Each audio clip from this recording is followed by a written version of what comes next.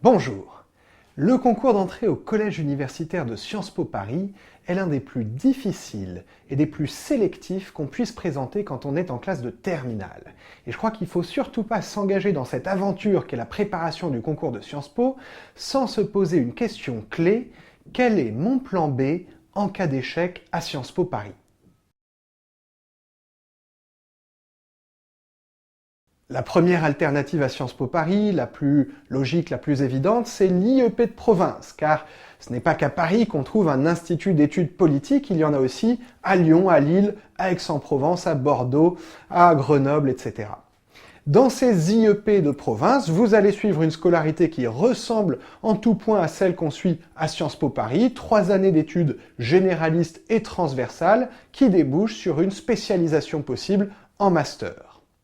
L'IEP de Bordeaux et celui de Grenoble ont chacun son propre concours, mais les autres sont rassemblés au sein d'un concours commun qui a lieu plus tard que le concours d'entrée à Sciences Po Paris, au mois de mai, et qui repose sur des épreuves écrites uniquement, une épreuve d'histoire, une épreuve de langue vivante et une épreuve de questions contemporaines, qui est en fait une dissertation de culture générale.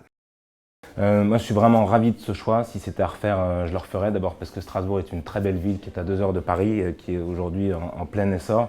Ensuite, parce que cette IEP était vraiment tournée vers l'Europe et aujourd'hui, je trouve qu'on a vraiment besoin de croire en nouveau en cette chose qu'est l'Europe. Et ensuite, parce que ça m'a vraiment apporté une culture générale qui aujourd'hui me sert tous les jours dans mon métier. Autre alternative possible à Sciences Po Paris, HEIP, l'école des hautes études internationales et politiques.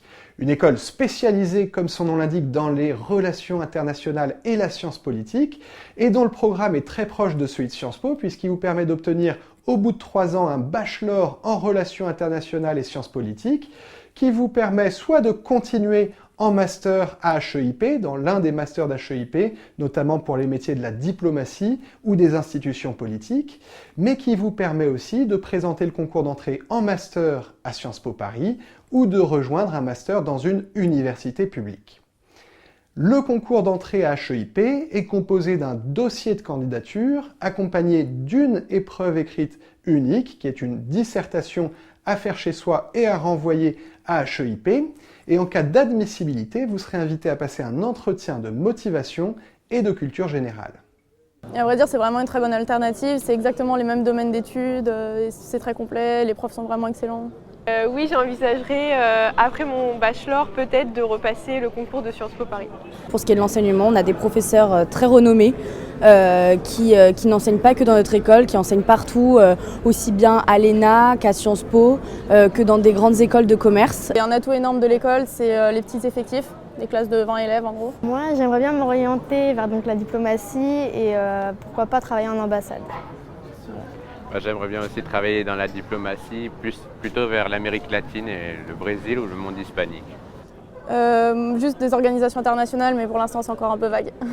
Il existe évidemment d'autres alternatives à Sciences Po Paris, des filières peut-être un peu plus éloignées de Sciences Po que ne le sont HEIP et les IEP de province, mais qui méritent d'être très sérieusement envisagées quand on réfléchit à son plan B.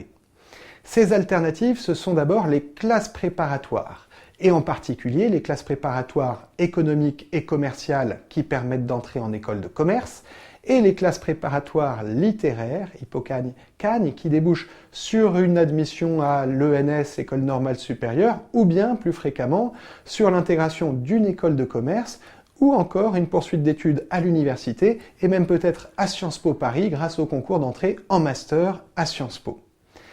À côté des classes préparatoires, vous avez évidemment les parcours universitaires, en licence de droit, d'économie, d'histoire ou que sais-je encore, les doubles licences, les parcours d'excellence qui existent au sein de certaines universités. Je pense par exemple à la licence Humanité à Nanterre, je pense au Collège de droit de Paris 2 Assas, ou encore au CPES, cycle pluridisciplinaire d'études supérieures, hébergé par le lycée Henri IV.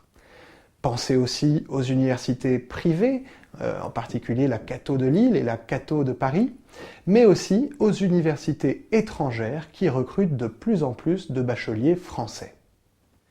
Voilà, l'horizon des possibles est assez vaste comme vous le voyez, et encore je suis loin d'avoir épuisé toutes les idées possibles d'alternatives à Sciences Po. Ce qui est important, c'est de comprendre qu'il y a donc une vie en dehors de Sciences Po, Dieu merci, et que les filières que vous allez choisir pourraient bien vous permettre de recroiser le chemin de Sciences Po grâce au concours d'entrée en master à Sciences Po qu'on passe lorsqu'on est à un niveau Bac+3 ou Bac+4.